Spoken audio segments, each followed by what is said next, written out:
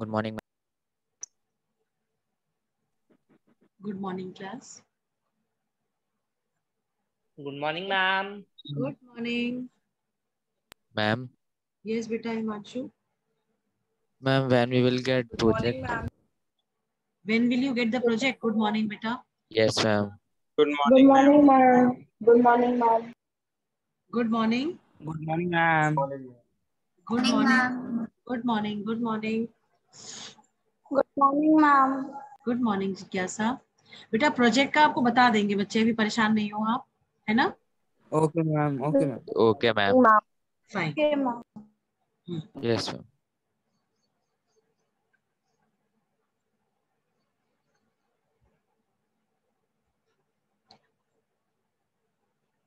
Let everyone join. So where were we yesterday? I'm reading history. I'm doing history. We were with the industrialization process Yes. going on, right? Morning, ma'am. Okay, fine. Fine.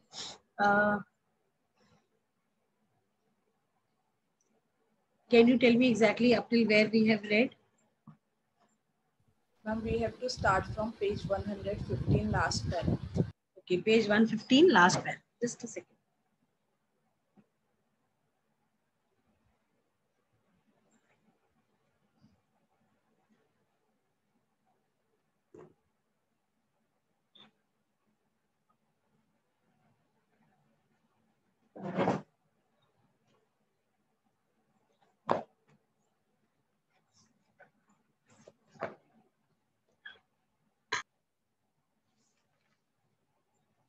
Ma'am, can you please again tell what are Gomasthas? Anybody in the class who would like to tell who were Gomasthas? Manish? Ma'am, may I? Wait, yes. Wait. Manish, are you there? Yes, ma'am, I am there, but I don't know, ma'am, the answer. Okay. चलो ठीक है. Apoorva? Yes, ma'am. Who were Gomasthas? Gomasthas were paid servants who used to supervise weavers, collect supplies, and examine the quality of cloth. ठीक है? Clear? Yes, ma'am. Okay. Fine. Let me share the book with you people.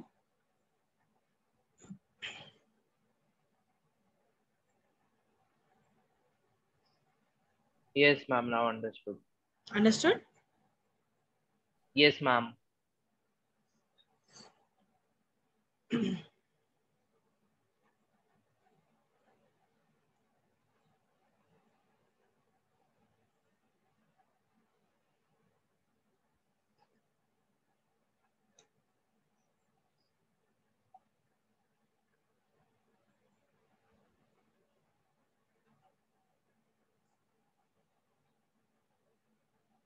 Okay. Is the screen visible? Yes, ma'am. Yes, ma'am.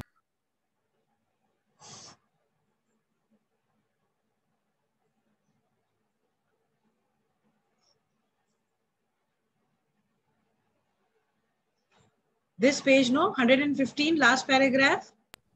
Yes, ma'am. Right. Rest everything that we read yesterday, I told you yesterday, is all clear and understood? Yes, ma'am.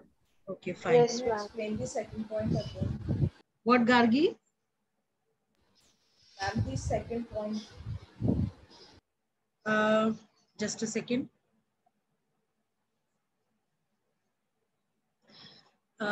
It prevented company weavers from dealing with other buyers. One way of doing this was through the system of advances. This point? Yes, ma'am. No, ma'am. This one only, no? Yes, ma'am. What have you understood from this point? Let me see.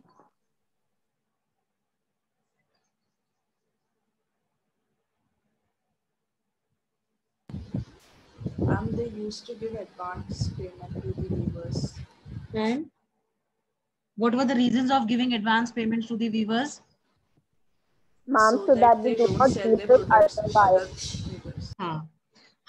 See, why they started the system of advances? Because they felt, why to go to different people for the things when they can, get everything from, specific villages where these Gomasthas were appointed, right? So because they gave them the facility of having money in advance, that is why the company people, those who were there, they were not directly dealing with these weavers. The other buyers, those who were there, they were not dealing with them directly. Rather, they were in touch with the weavers through the Gomasthas, right? See, when weavers were fulfilling their needs, it was very easy for them to go to other people for the supplies, right? Yes, ma'am. Yes, ma'am. Got it? Yes, ma'am. Yes, Fine. ma'am. Okay. Can we have Shivanshi reading? Shivanshi, are you there? Yes, ma'am. Please read.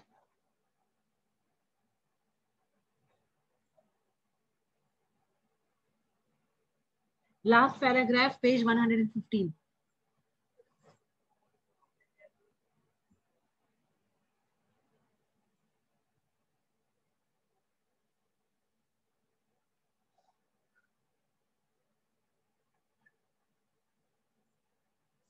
Shivanshi,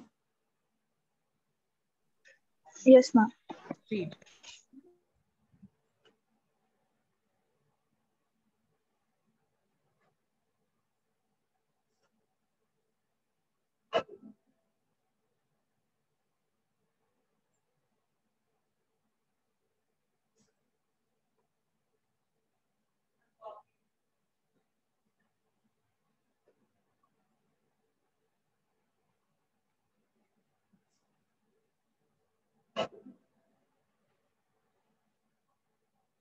Shivanshi.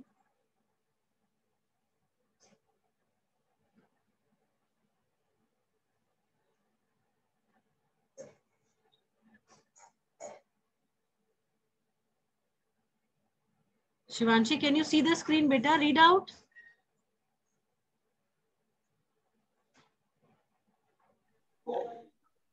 Soon, however, in many weaving villages, there were reports of clashes between weavers and Gomasthas. Earlier supply merchants had very often lived within the weaving villages and had a close relationship with the weavers, looking after their needs and helping them in times of crisis. The new Gomasthas were outsiders with no long-term social link with the village. They acted arrogantly, marched into villages with sepoys and peons. Peons. Yes, ma'am. And punished weavers for delays in supply, often beating and flogging them. The weavers lost the space to bargain for prices and sell to different buyers. The price they received from the company was miserably low, and the loans they had accepted tied them to the company. Okay. Now see, this paragraph tells you that earlier the Gomasthas who were there, they were the people who were hired from the village itself, right? But later on what happened? The Gomasthas which were there, they were appointed by the company officials, and they were not the people from the villages itself, from that particular area from where the raw material was collected. Rather, these were the people who were outside, who were considered as outsiders, and because they were outsiders, they never had any kind of sympathy with these weavers. They were arrogant with them. They like, if they were not able to give the work within the time that was specified, they would beat them up. They would beat them up. They would punish them for not providing the work in time.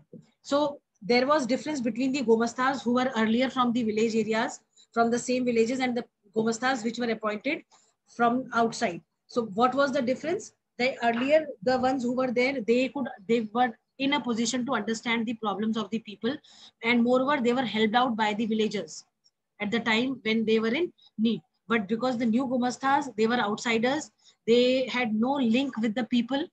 See, when you know somebody, you always sympathize with that. with those people or that person. But when you don't know anybody and you are given a work that you need to take out, you need to, you know, do this or that. So what will you do? You will follow the instructions. So these new Gomastas, which were those who were there, they were instructed by the company officials to get the work out of the people by hook or by crook, right? Yes, ma'am. Huh. Yes, ma'am. And because these weavers, they were getting advances, so they lost their connections with the other buyers also. And because they were in a habit of taking, you know, money in advance, so they were not in a position to go to other buyers and, you know, fix a price for their raw material that they were providing. So ultimately what happened, the company people, those who were there, they started giving them, you know, very low cost, very low money for what they were doing. And the advances that were given to them, they were told that either they have to, you know, manage within that amount only, or if they will not do, what will happen, the raw material will be seized by the company officials if they are not in a condition to provide them on time.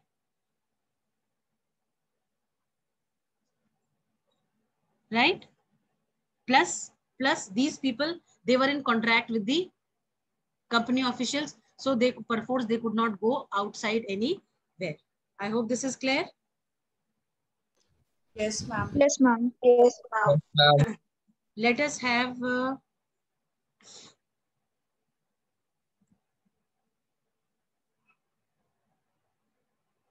wait. May I? Wait. Let us have Pranjal reading.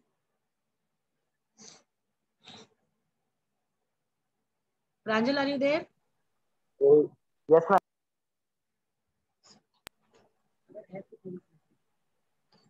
When Manchester comes to India, In many places.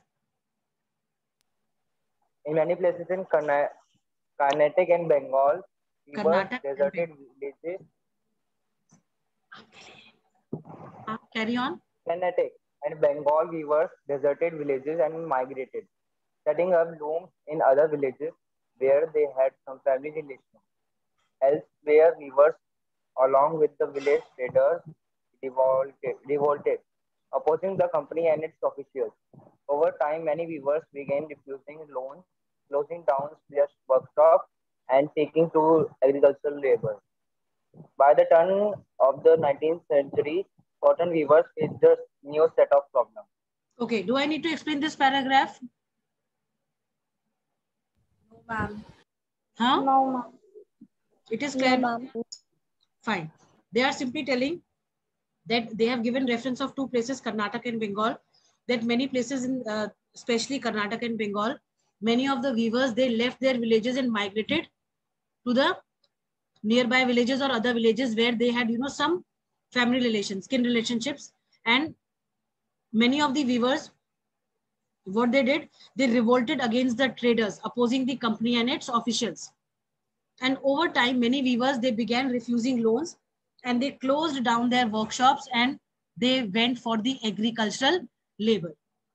Okay? Yes, ma'am. Okay. Can we have Aradhya Katyan reading? Yes, ma'am. Read. Manchester comes to India. In 1772, Henry Patello, Patulo. a company official, had ventured to say that the demand for Indian textiles could never reduce since no other nation produced goods of the same quality. Yet, by the beginning of the 19th century, we see the beginning of the long decline of textile exports from India. In 1811 to 12, piece goods accounted for 33% of India's export. By 1850-51, it was no more than 3%. May I continue? Wait. See, we all know the traditional crafts industries which were there of the India, they were to be shut down, or it was, you know, forcefully closed by the British. But many of the weavers in India, they had to perforce, you know, shut down their work and switch to other professions or other jobs, because they were not getting sufficient, money for their livelihood. Like many of the weavers, they from weaving to they switched to the agricultural labor. They started working on the fields, right? So they are telling about this only, that because see, in Indian cotton was highly demanded, but because the British had, they had occupied, or you can say that they had they were now controlling everything. So they wanted that the Indian good export, the Indian textile that is there, it should be going to the other countries through the British, not by the Indians only. So they did what in process of this, what they did, they tried to control things of they tried to control the trade, and they took the trade in their hands. And this is how the traditional Indian cotton that was highly demanded, it lost its importance because of the industrialization, and moreover the supplies were not sufficient. So in addition to lack of supplies, many of the other countries, they were there to supply the cotton textile to them, right? Right, class? Yes, ma'am. Ma'am. Where is Manchester, do you know? Ma'am, in England. Yes, in England. See, British, they always wanted that their countries, their regions should flourish from the industrialization. So what they did, all the cotton was going to Manchester. From Manchester, like if it was not from here, then Manchester, they were producing cotton textiles over there. And from Manchester, the goods were going to the European markets, right? Right? Yes, ma'am. Yes, ma'am. Chalo. Why did this happen? What were its implications? Chaliye, can we have Ananya Singh reading? Ananya, are you there?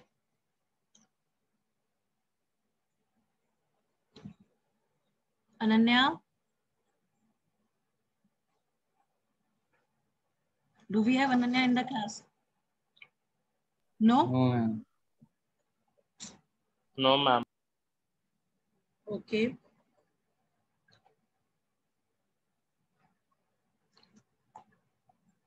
They're putting fake attendance also. Apurva, read. Yes, ma'am.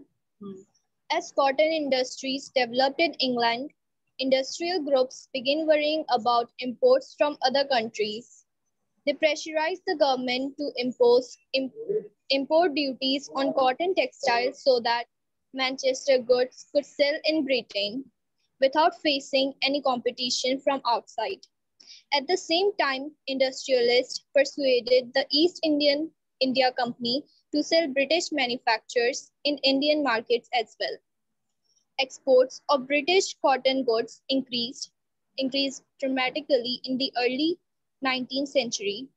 At the end of the 18th century, there had been virtually no import of cotton piece goods into India. But by 1850, cotton piece goods constituted over 31% of the value of Indian imports. And by the 1870s, this figure was over 50%. Okay. Anybody who could explain this paragraph to me?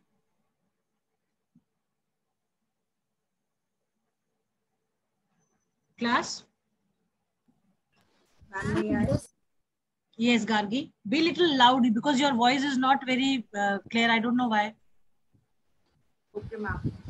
Ma'am, as the trade grew in Manchester, the companies of England imposed the import duties on the goods which came to England, and they wanted to increase the exports from England.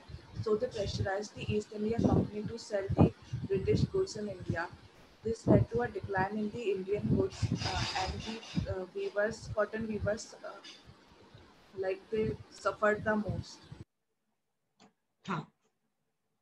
See, because Britain wanted that, the goods of Manchester should reach the European markets. That is why they pressurized the officials, those who are there in India, to have more of, import duties on the cotton textiles that were exported from India, right? Yes, ma'am. Chalo. Okay. Yes, ma'am.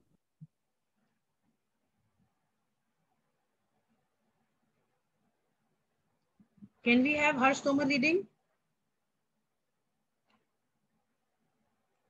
Harsh, are you there? Yes, ma'am. Read. Ma'am, from cotton weavers in India. Yes, yes. Cotton weavers in India thus faced two problems at the same time. Their export market collapsed and the local market shrank. Being glutted with Manchester imports produced by machine at lower cost, the imported cotton goods were so cheap that weavers could not easily compete with them. By the 1850s, reports from most weaving regions of India narrated stories of decline and desolation. By the 1860s, Carry on. By the 1860s, weavers faced a new problem. They could not get sufficient supply of raw cotton of good quality. When the American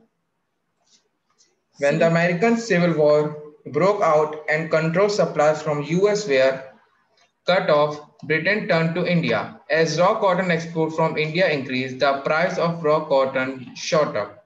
Weavers in India were starved of supplies and forced to buy raw cotton at exorbitant prices. Extremely high prices. In this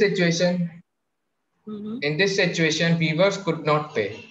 Weaving could not. Then by the end of the 19th century, weavers and the other craft people faced yet another problem. Factories in India began production, flooding the market with machine goods.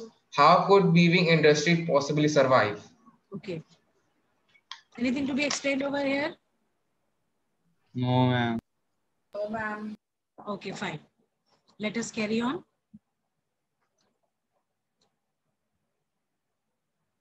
See, we all know that when you compare the machine-made good and the handmade good, you will always go for the machine-made good. Reason being, the machine-made goods are, they are more this thing.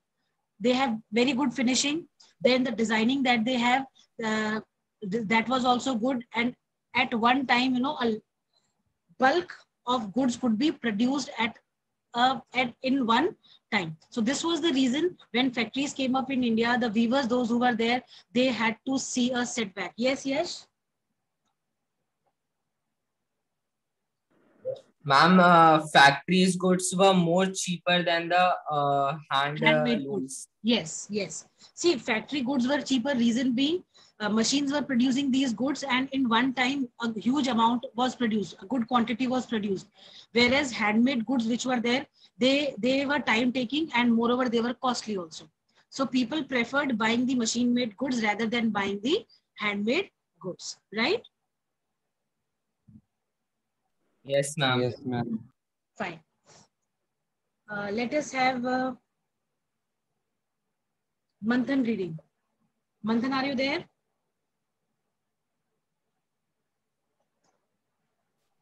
Manthan?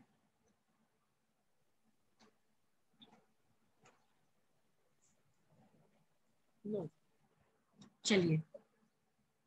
Can we have Abhay reading? Do we have Abhay in the class? No, Abhay is not there. Eza. Yes, ma'am. Read. Factories came up. The first cotton mill in Bombay came up in 1854 and it went into production 2 years later. By 1862, 4 mills were at work with 94,000 spindles and 2,150 looms. Around the same time, jute mills came up in Bengal, the first being set up in 1855 and another one 7 years later in 1862. In North India, the Elgin mill was started in Kanpur in 1860s and a year later the first cotton mill of Ahmedabad was set up. By 1874, the first spinning and weaving mill of Madras began production. Who set up the industries? Where did the capital came from? Who came to work in the mills? Okay. In which year the first cotton mill was set up? 1854. And where? And where? Bombay. Bombay. How many mills came up in 1862? 4. Four. Okay. When was the first jute mill established and where? 1855 Bengal. 1855 in Bangalore. These are important. You need to underline them, right? Yes, ma'am. Then who started? Yes, beta. And what is this Elgin mill? बेटा ये एक इंसान का नाम है जिसने इस मिल को एस्टैब्लिश करा था, कॉटन मिल, जूट मिल को एस्टैब्लिश करा था, सॉरी कॉटन मिल को एस्टैब्लिश करा था. ठीक है, ठीक. Yes, ma'am. And in which year the first spinning and weaving mill of Madras began production?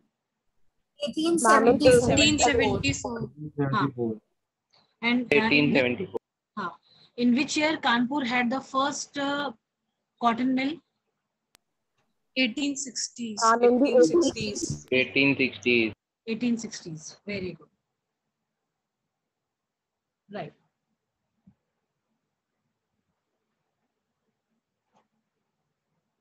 Who was Jamsetji J.G. Bhau? And he was involved in the China trade and shipping, who owned a large fleet of ships. And he was a son of Parsi. Parsi weaver. Yes, weaver. Parsi weaver. Okay. Can we have Akansha reading? Yes, ma'am. The first cotton mill in Bombay came up in 1854 and it went into production 2 years later. This we have read. The early entrepreneurs we have to read from. Okay, ma'am. The early entrepreneurs. Industries were set up in different regions by varying sorts of people. Let us see who they were. The history of many business groups go back to trade with China. From the late 18th century, as you have read in your book last year, the British in India began exporting. Ma'am, could you scroll down? The British in India began exporting opium to China and took tea from China to England. Many Indians became junior players in this trading, providing finance, procuring supplies, and shipping consignments. Having earned through trade, some of these businessmen had visions of developing industrial enterprises in India. In Bengal, Dwarkanath Tagore made his fortune in the China trade before he turned to industrial investment, setting up 6 joint stock companies in the 1830s and 1840s. Tagore's enterprise sank along with those of others in the wider business crisis of the 1840s. But later in the 19th century, many of the China traders became successful industrialists. In Bombay, Parsis like Dinshaw, Petit and... Ma'am, could you scroll down?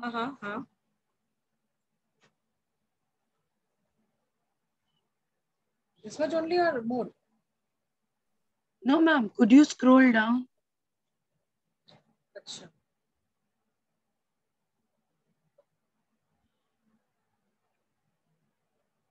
Which page? I need to turn the page. No, ma'am. The rest of the paragraph was actually not visible, ma'am. Now it is. Now it is okay.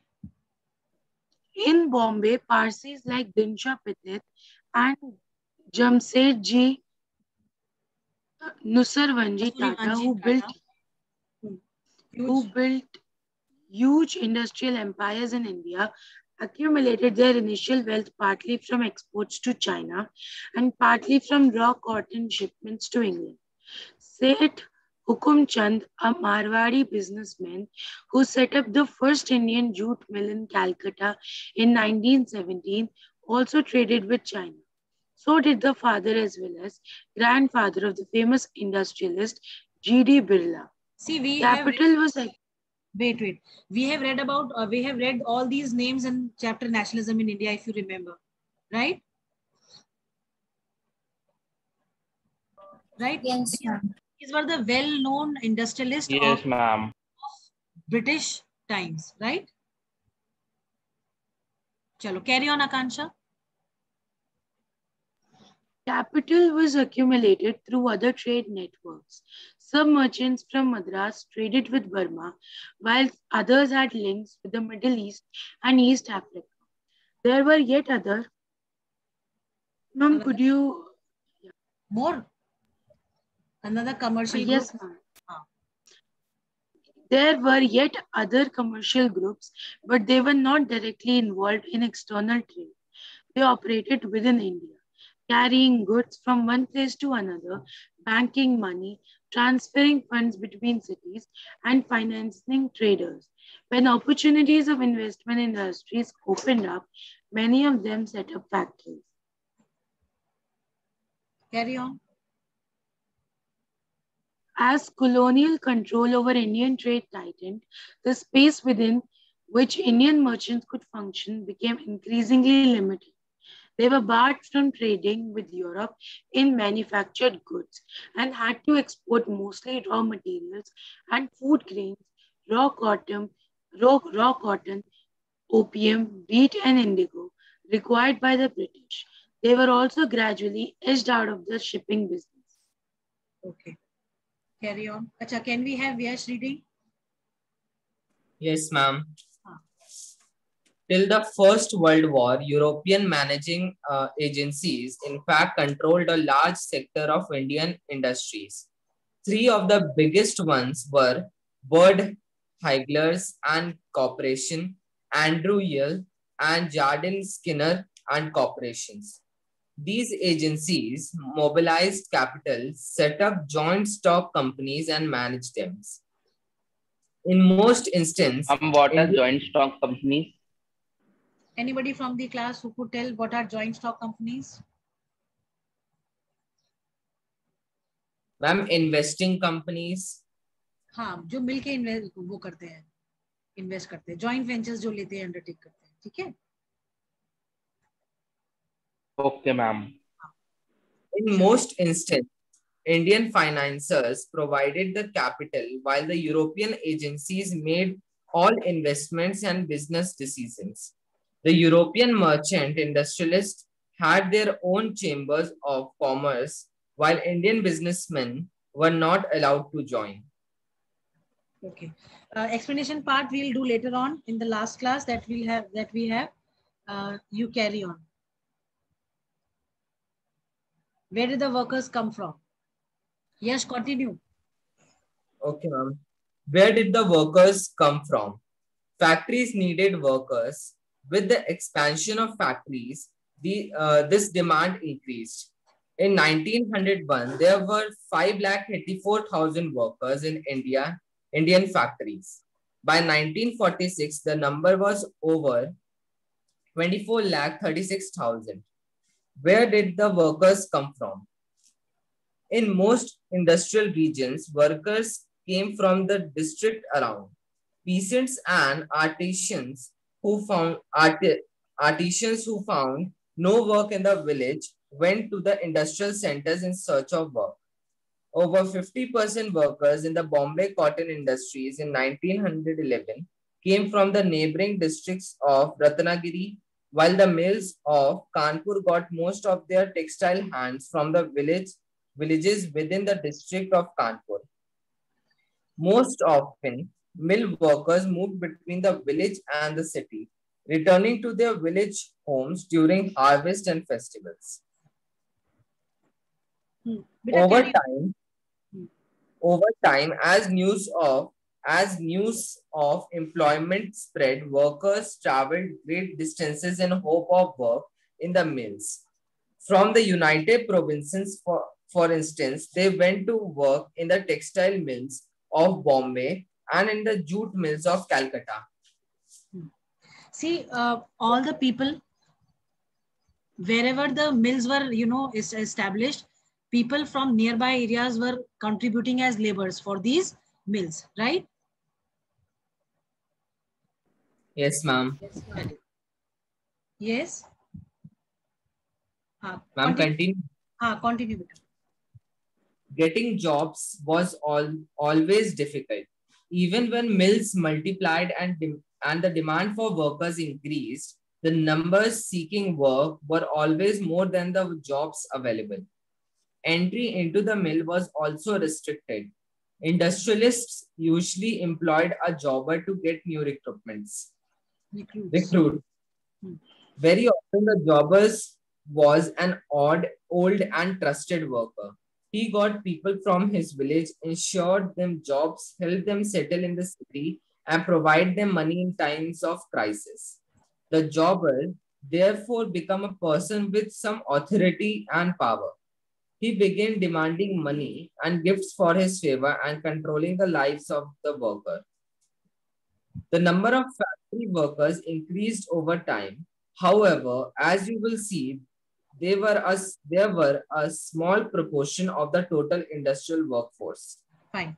See, jobbers were the people who were employed by the factory owners only because they were old and trusted. So these people were given the job of, employing people for the mill work or the laborers, you can say. And these jobbers, they took advantage of this authority that they had, and they started employing people from their own villages. And they were the ones who ensured job to them. Plus, they also helped them to settle down in the areas where they had come to work, right? Okay. चलो आज के लिए हम इतना ही करते हैं. Anything that you have not understood from the above passages, paragraphs that we have read? Ma'am, what is opium? Huh? Ma'am, just one line. Which one? Which page number, beta? Here only? Yes, ma'am. The number seeking. Ma'am, page number 120, first paragraph. Beside that picture of a head jobber. Okay, the number of factory workers increased over time. However, as you will see, No, ma'am. Huh. The number seeking work were always more than the jobs available. The number seeking work were always more than jobs. हाँ, मतलब numbers seeking work मतलब जो laborers थे या जो working class थी, those who were in search of jobs or work, they were always more in numbers than the jobs that were available to the people. Right? Okay, ma'am. Like the jobs were less, so that and they could not occupy all the workers. Yes, jobs were less, and people who were looking for work were more. Those who wanted to work, they were more in numbers than the availability of the jobs which were there. ठीक है? हाँ जी. What else? Ma'am, what is opium? What is? Opium. Opium बेटा एक तरीके का ये drug होता था जो कि ब्रिटिश यूज करते थे. तो ओपियम जो है बहुत ज्यादा ईस्टर्न, ये जो आपका एशियन कंट्रीज में ओपियम बहुत प्रोड्यूस होता था, तो इसलिए जो है इसको वहां पे भेजा जाता, ब्रिटेन वगैरह में जो है इसको एक्सपोर्ट किया जाता था from India and other near by countries. ठीक है? Yes, ma'am. It was a kind of drug which was used in several things. In medicine also इसका यूज होता था. उसके अलावा ये लोग उसको यूज भी करते थे अपने ड्रिंक्स वगैरह में. ड्रिंक्स तो नहीं, खैर सॉरी, अपने खाने वगैरह में ये इस्तेमाल करते थे, बट ज्यादातर इसका इस्तेमाल जो होता था वो मेडिसिन वगैरह में होता था ओपियम का. ठीक है? Yes ma'am. Anything else? Why did the European agencies control the large sector of Indian industrialists? बेटा वो इसलिए क्योंकि भाई यूरोपियंस हमारे कंट्री में थे. आप देखो जो है फ्रेंच की कॉलोनी थी हमारे कंट्री में, डच की कॉलोनी थी हमारे कंट्री में, फिर आप